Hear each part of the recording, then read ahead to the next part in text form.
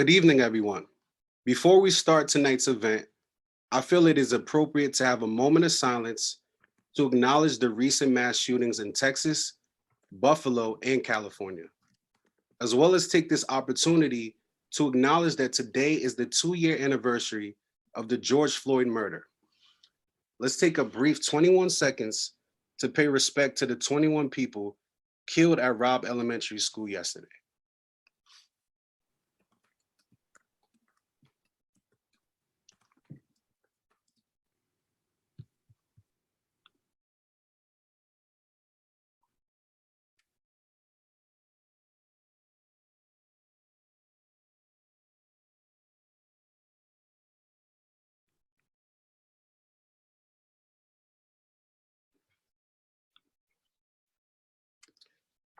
Thank you. Welcome to our third Demystifying Democracy event of the year, Misinformation and Disinformation in Rhode Island Elections. My name is Sam Ogundari, and I'm the Assistant Director of Common Cause Rhode Island. I'm super excited to have you join us tonight for this important conversation on how to mitigate the effects of misinformation and disinformation in Rhode Island elections. A topic we chose because 2022 is an election year in Rhode Island. We have high-profile races, such as the race for governor and more. Unfortunately, whenever there are elections now, there's misinformation and disinformation about them. Before I introduce tonight's speaker, I want to let you know that this event is available in both English and Spanish, which means if you can hear me right now, you've correctly selected a language. Joining us this evening is Common Cause's Disinformation Analyst, Emma Steiner. Emma tracks ongoing trends in disinformation related to voting rights and democracy and uses that analysis to pressure social media platforms to limit the spread of harmful messages that discourage voters or undermine the integrity in our elections. Emma is a recent graduate of Georgetown School of Foreign Service and grew up in Houston, Texas. After Emma gives a presentation, we'll be answering questions we receive in the chat. Please note, abusive messages will not be tolerated. Writing abusive language in the chat will result in removal from the webinar. We want to hear your questions and feedback, so think of this as an invitation to get involved and help make our elections better here in Rhode Island. Tonight, you will walk away with the knowledge on why disinformation and misinformation are prevalent in our country, the difference between the two, and how to lessen its impact. So without further ado, let's welcome Emma Steiner.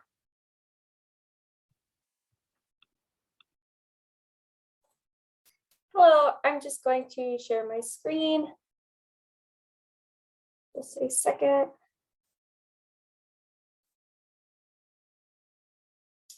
Okay, screen sharing. Hi, my name is Emma Steiner, and I'm going to be talking about common election disinformation and best practices for inoculation against it. So what is election disinformation and misinformation? We usually divide disinformation and misinformation into two categories. So disinformation is content that is false and deliberately created. It's usually intended to harm a person, a social group, an organization, or a country. So that could be disinformation about President Biden. It could be disinformation about, say, BIPOC voters. It could be disinformation about Common Cause. It could be disinformation about Ukraine. It could be about any sort of thing that is regularly discussed by people. It may contain some true facts within it that are then twisted and taken out of context and deliberately combined with lies to create and support an intended message. Now, what that means is people take something that sounds true or has a grain of truth in it, and then they amplify a narrative with it that they intend to discredit, undermine, trust in, or harm any of the categories I said above. Misinformation is not with malicious intent. It's false information, but it lacks the intent to harm. So misinformation could be a family member sharing information that is incorrect about vaccines. It could be someone incorrectly sharing polling locations. It could be talking about the wrong days to vote. It's not intended to harm people, but it can cause confusion, disruption, and sort of lead to some of the same consequences as disinformation. So what are some types of common election disinformation we've seen?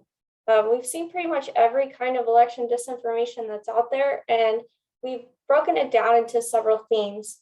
A lot of that is under the theme of time, place, or manner of voting. So we see things like the wrong election date. There's a pretty old tired joke that people like to use every election where they say, Democrats vote on Wednesday or Republicans vote on Wednesday. We tend to see that around election time, as since the election is usually on Tuesdays.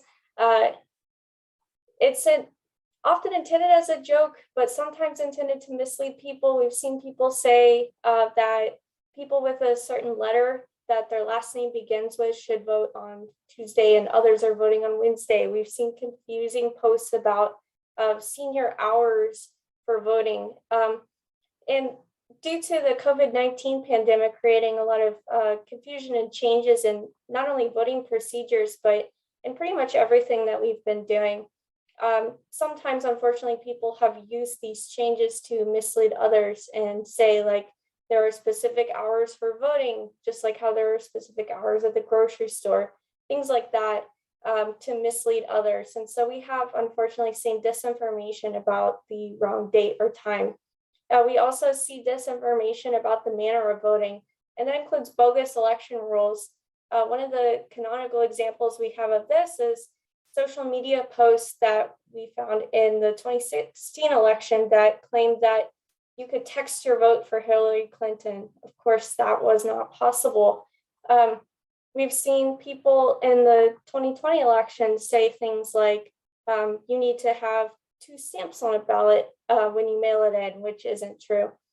We've seen things like, if you use a Sharpie on a ballot, then it doesn't count. Things like that, they take advantage of people's confusion or maybe even just not knowing how election rules work. And they confuse and mislead people about how elections work, often in an attempt to suppress their vote or just keep them from voting. We also have some even more malicious types of election disinformation, and that includes voter intimidation. Claims that through voting you might get picked up by the police on a warrant, claims that voting by mail leaves you susceptible to fraud, to claims that debt collectors can find you through voting.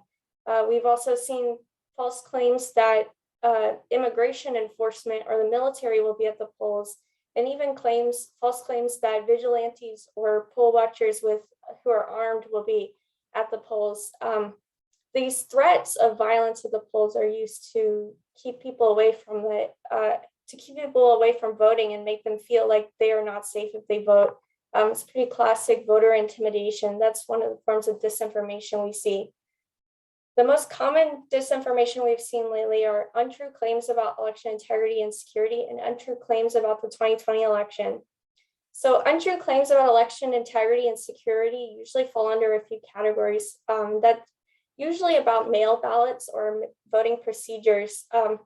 It usually falls under claims that voting by mail is not secure. So we see a lot of claims that your ballot will be stolen by a postal worker, or that an election worker will do something to it, even though voting by mail has worked perfectly in many, many states for a long time.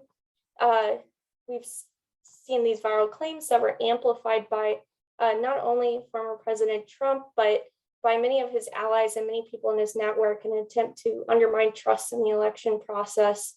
We also saw claims that this election process was being rigged or altered. Unfortunately, that leads to claims that election workers are altering the vote or interfering with the results.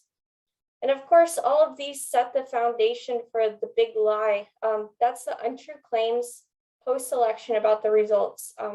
You may have seen people that posting about this. You may have seen your local election officials or representatives talking about it. But the big lie is what we refer to as the claim that the 2020 election was stolen from Trump and that Biden did not win legitimately.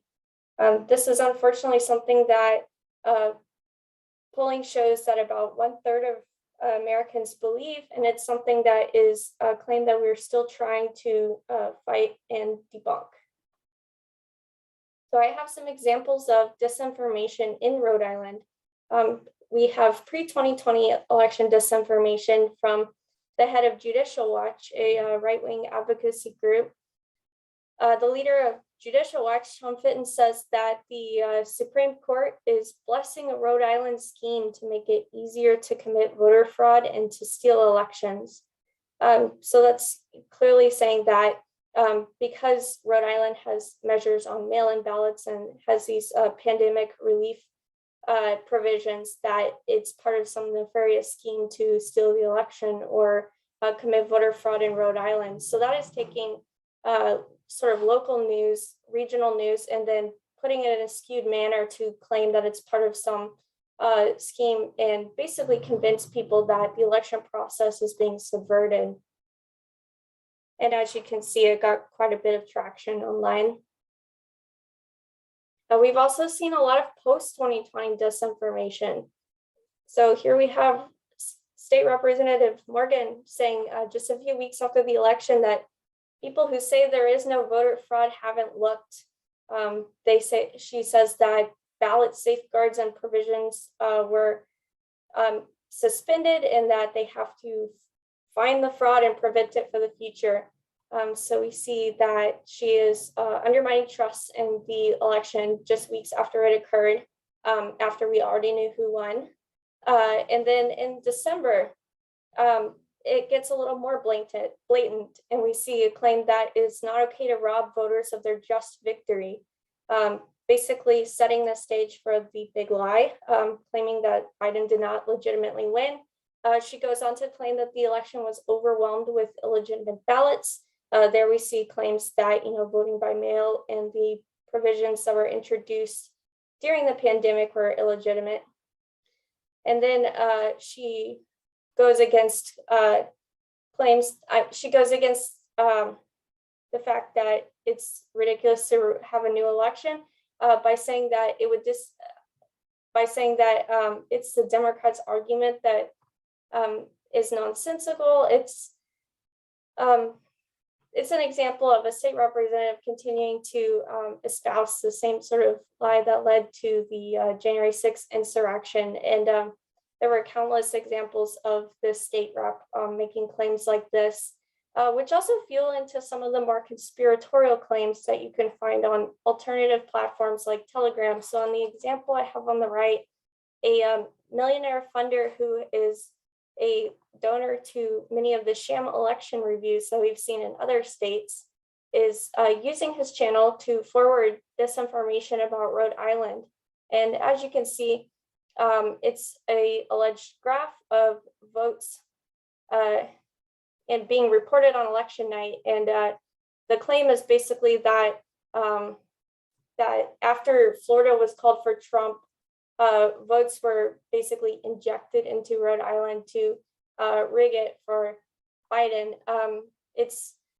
It was posted a few days ago by this channel that specializes in voter disinformation, and as you can see, it had over 8,000 views. And so this is an example of how much this kind of content continues to spread, where we have on the left someone saying things like this about a year and a half ago, but on the right, these sort of claims about overwhelming with illegitimate ballots and that there's voter fraud to be looked for are continuing to gain traction. And you see that these claims still have purchase among a lot of people. And so that's an example of how persistent these claims can be. We've also unfortunately seen a lot of racialized disinformation. So not only have election workers who are members of the BIPOC community been targeted with harassment and threats, we've also found that BIPOC voters are targeted in fake canvassing efforts where Trump supporters go door to door in an attempt to audit the results and figure out whether people quote unquote legitimately voted. So here's on the right is Ring doorbell camera footage, a screenshot from that of two Trump supporters in North Carolina who impersonated election officials and pretended they were sort of legitimate election representatives and went door to door questioning voters about whether they were the voters on file. They made this woman show her husband to them to prove that he was a legitimate voter and alive. And they represented themselves as members of the county and as the official election structure. And so usually the voters targeted in these efforts are voters who are in low income neighborhoods. They're voters who are Black or brown voters.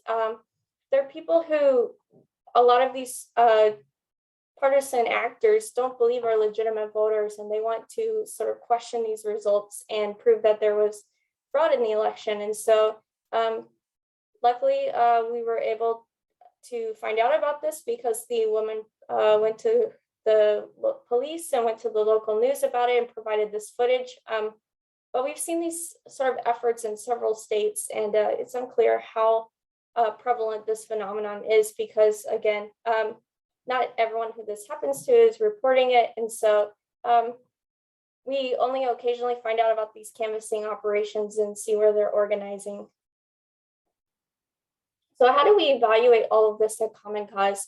We have what we call a threat matrix, where we determine the likelihood of disinformation reaching voters and causing harm. This involves a number of factors. We ask ourselves about the audience.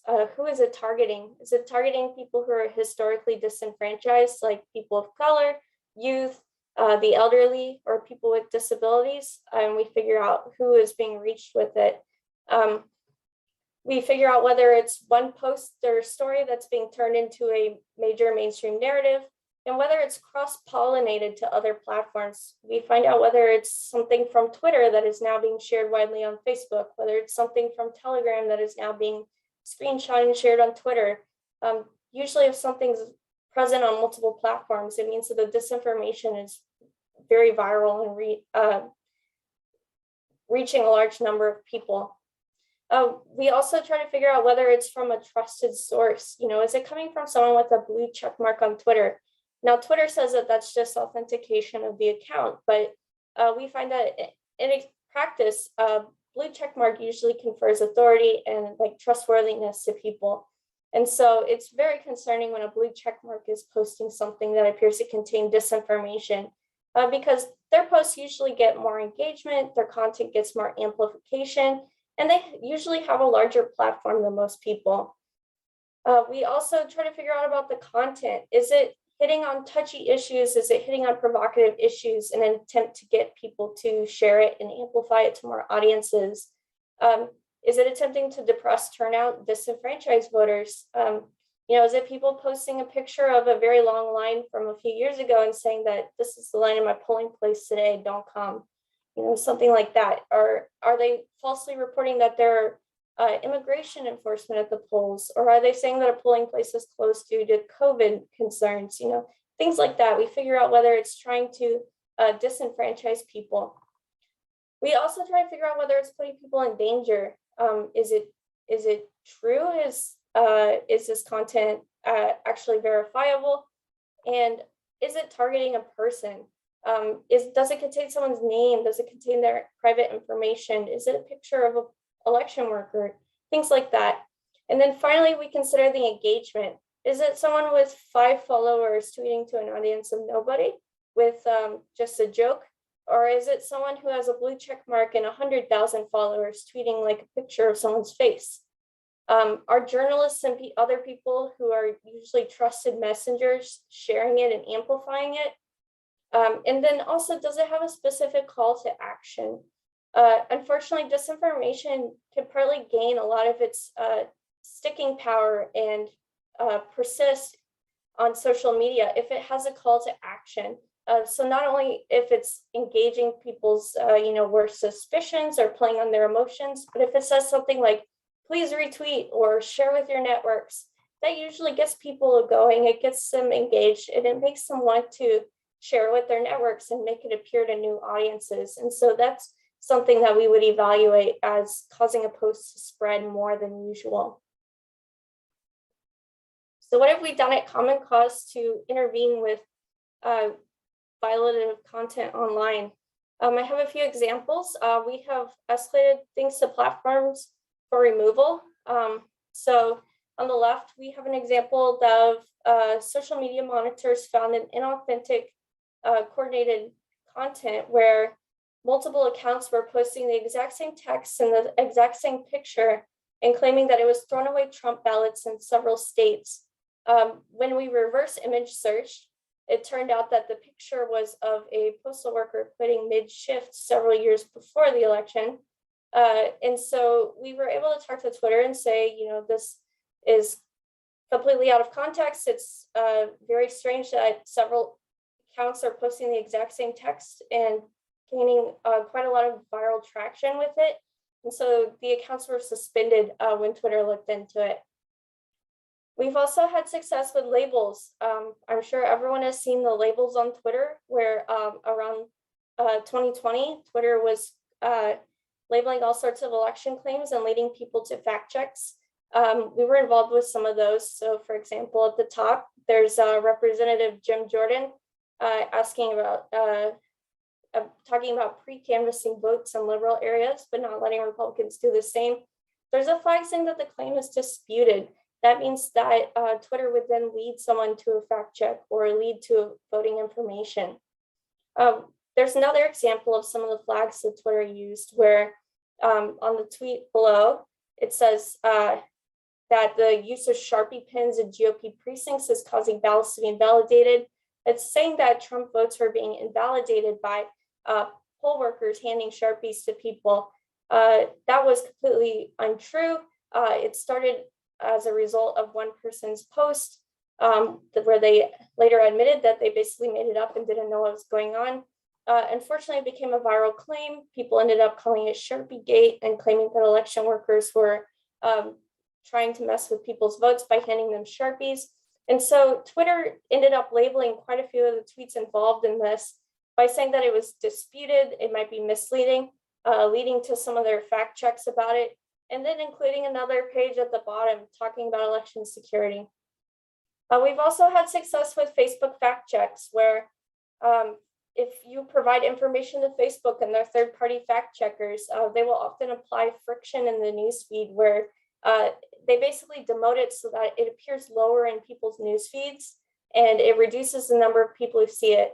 So think of it as like putting the brakes on something and applying friction so that it isn't spreading quite as fast. So they're not removing the content, but they are slowing it down so that it's not appearing in so many people's feeds. So what can you do to help disrupt disinformation? We have a lot of strategies for this. We usually promote inoculation, and that is things that you can do to help confer resilience to disinformation in your community. So that's things like sharing information from trusted sources, making sure that people know that you are a reliable and trustworthy source about voting in elections. And that really helps do what we call pre-bunking, where before they even see a claim, so that you're not debunking it, you're pre-bunking it by giving people the correct information before they can even see the lies. We also encourage people to share good news stories rather than amplifying disinformation. Talk about the success of voting, uplift election workers and poll workers. We also think that people should remind voters that everyone's voice needs to be heard. It doesn't matter your race, your background, your zip code, your household income. It doesn't matter. Everyone's voice needs to be heard and we all have a right to vote. We also encourage people to share content that primes against disinformation rather than directly rebutting it. So again, back to the pre-bunking. I have an example on the left of a GIF that we would encourage people to share. And it says, vote by mail is secure. It's got a ballot going into a box. Now it doesn't say, contrary to Trump's claims, vote by mail is secure. It just has the message about the security of voting by mail. And that's how you get the truth out before the disinformation comes in. And every post that you share like that and that contains the truth helps, because it helps as people scroll and see it, they're learning and they're gaining resilience to disinformation. We also encourage people to avoid amplification. This is one of the biggest things you can do. And that is because social media really wants you to engage. We've all seen people try to dunk or try to correct something online. Usually if you see something that's really enraging and wrong, your first instinct is to reply or share it and say, that's wrong. We encourage people not to do that. Don't comment, don't react, don't share, and post the truth with it, because what that does is tell platform algorithms that that the original post is really important, that it should be shared with more people, and that people really want to see it. And so it actually puts the disinformation into more feeds, which shows it to more people and creates further confusion. So as we learned from the Facebook papers, until late 2021, Facebook was weighing an angry face react 4 times heavier than a like, meaning that if people hated an article and they responded to it with an angry face, it actually told the algorithm that this really polarizing, provocative content should be shown to as many people as possible. And so we encourage people, don't even react, don't comment, don't share it and debunk it. Just continue to promote inoculation. So some best practices. These are things that we usually share with journalists, but they also apply to just the people like us. So it's things like making sure that things you share won't discourage people from voting. Promote the good news. People want to hear good news right now. Please help people stay informed. If you learn about changes in voting procedures or polling locations, those are useful to share. And of course, remind voters that our government needs all of us to participate in it, and that voting is important. We also encourage reporters and the public to spread the truth before your audience hears disinformation. So don't just respond to it, don't just engage with it, but instead try to pre-bunk and then again, promote inoculation. So since responding to it tends to amplify it, we encourage people to avoid that. And then if someone is reporting about disinformation, this is advice for reporters, we would also suggest that they talk about the motivations behind it. A lot of times, if people find out about the financial or political motivations behind disinformation spreading, it helps them view it more skeptically. So we tend to talk about the financial motivations behind a sham election review or behind a canvassing effort. And that helps people understand that, this isn't being engaged with in good faith, it's not being conducted in good faith, and that helps them view the disinformation with a skeptical eye. So we will share more resources later, of course, in the chat. We also will be launching our social media monitoring program within the next month for the primaries. And so I can share the sign up for the interim there. We're partnering with a group called the Algorithmic Transparency Institute, where people can sign up as social media monitors and learn how to search for disinformation in feeds and report it, so that we can build basically a repository of disinformation that's really useful for us just to catalog and have on hand and figure out whether we need to escalate things to platforms. And then if you're just scrolling on your feed and you encounter disinformation online, it's really helpful to send us a tip at reportdisinfo.org, which also has resources for countering disinformation. And that is my presentation. Thank you for listening.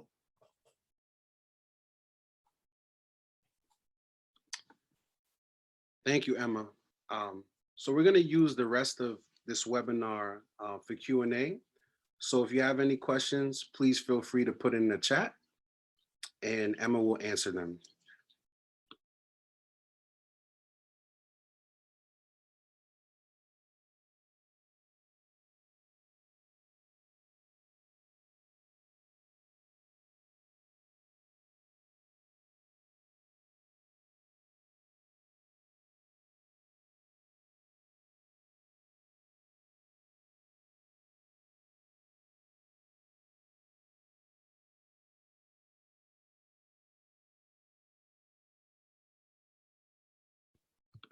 So Emma, our first question is, what effect would Elon Musk purchasing Twitter have on misinformation on the platform?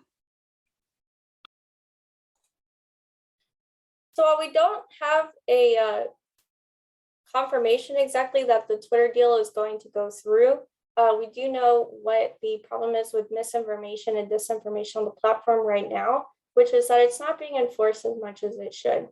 Twitter is not enforcing its civic integrity policies as much as they can, and as much as they've previously told us that they would.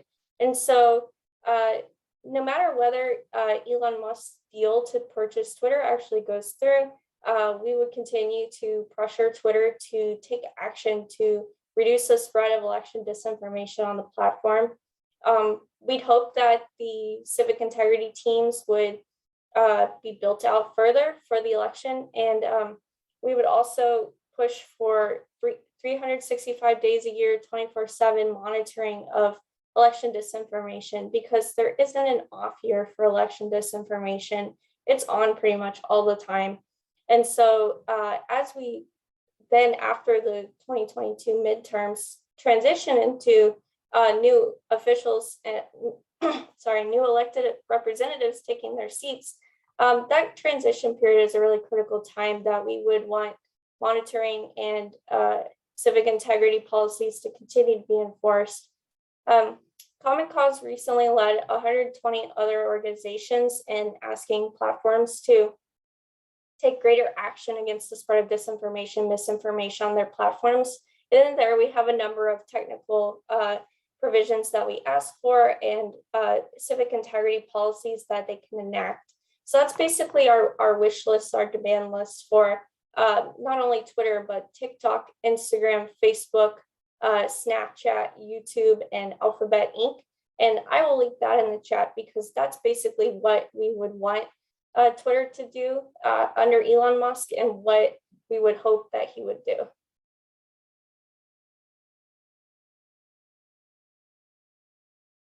So, thank you.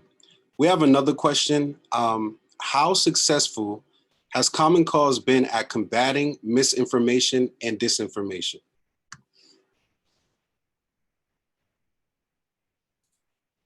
I would say that our success is working with our Election Protection Coalition, which has over 100 member organizations, to help ensure that elections in 2020 were free and fair. When it comes to measurable impact, it's really hard to quantify sort of negative space as like impressions that didn't happen because content was removed. But I can say that we were able to ensure that hundreds of pieces of disinformation content were removed from a variety of platforms. And we can be assured that many of those would have gained millions of views if they had been allowed to persist.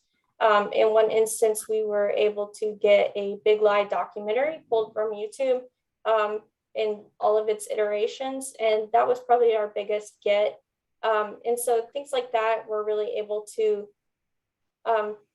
use our relationship with platforms and with other organizations and sort of work together to, if not contain disinformation, because this is something that platforms should take the onus of doing, to at least work with platforms and try to get some of the most harmful content removed. Awesome. We have another question. Are some social media platforms worse than others? That's a great question. I can't really quantify what's worse than others, but I can say that ones that aren't mainstream tend to become echo chambers that sort of feed off of mainstream platforms. So, for example, you've probably heard about things like 4chan or Gab or Parler.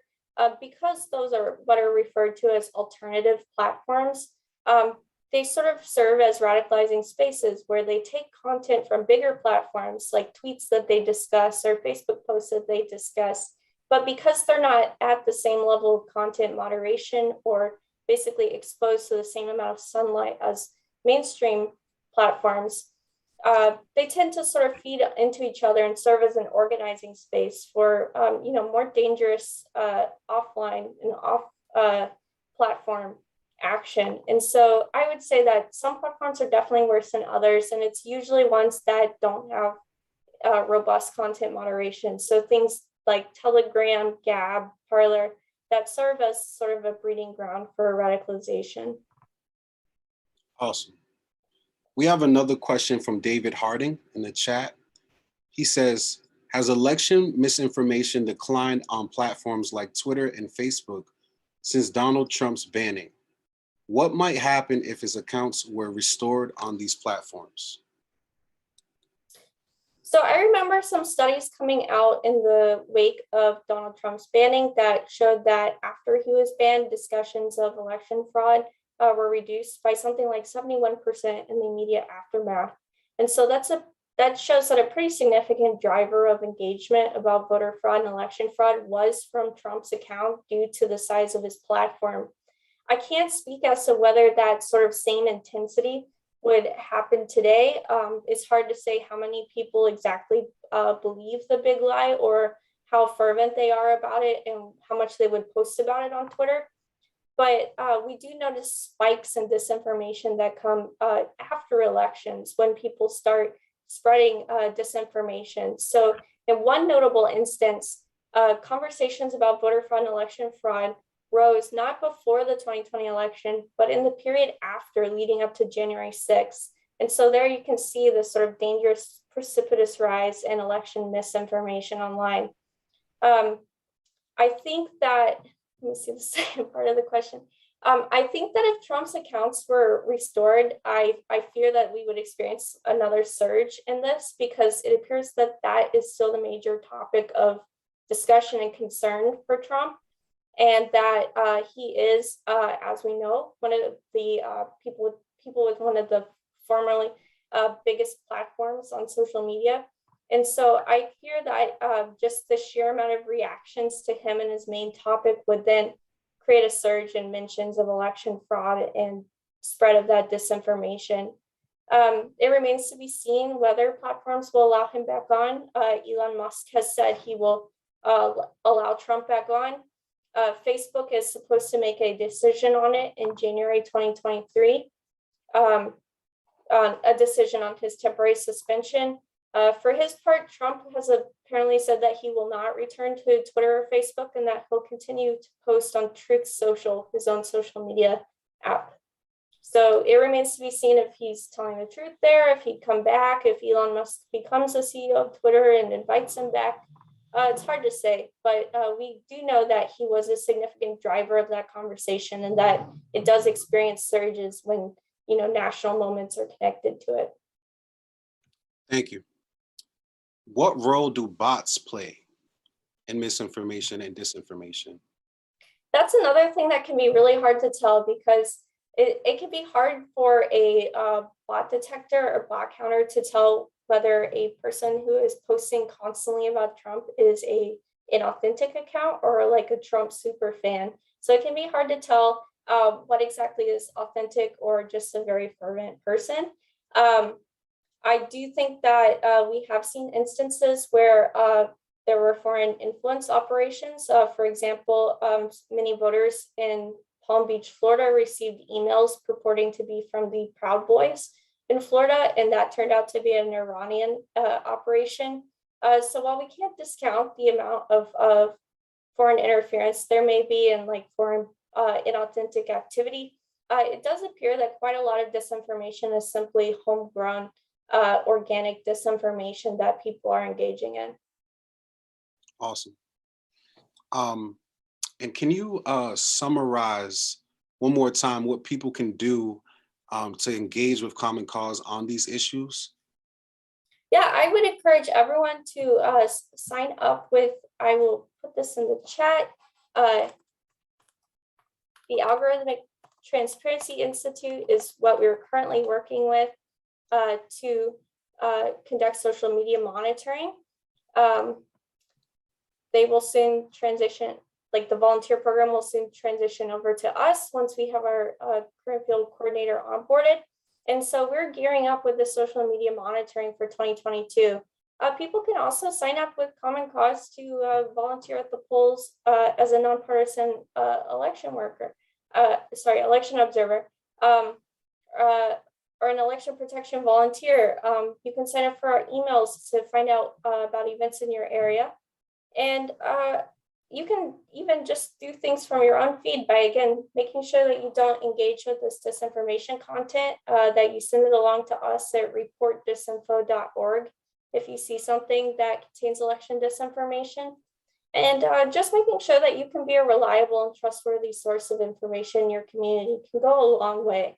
So I'm going to put the report disinfo.org in the chat. We also have a site called freedomtovote.art where people can share fun gifts on social media platforms that contain pro-voting, pro-democracy, pro-DC statehood messages for your audience.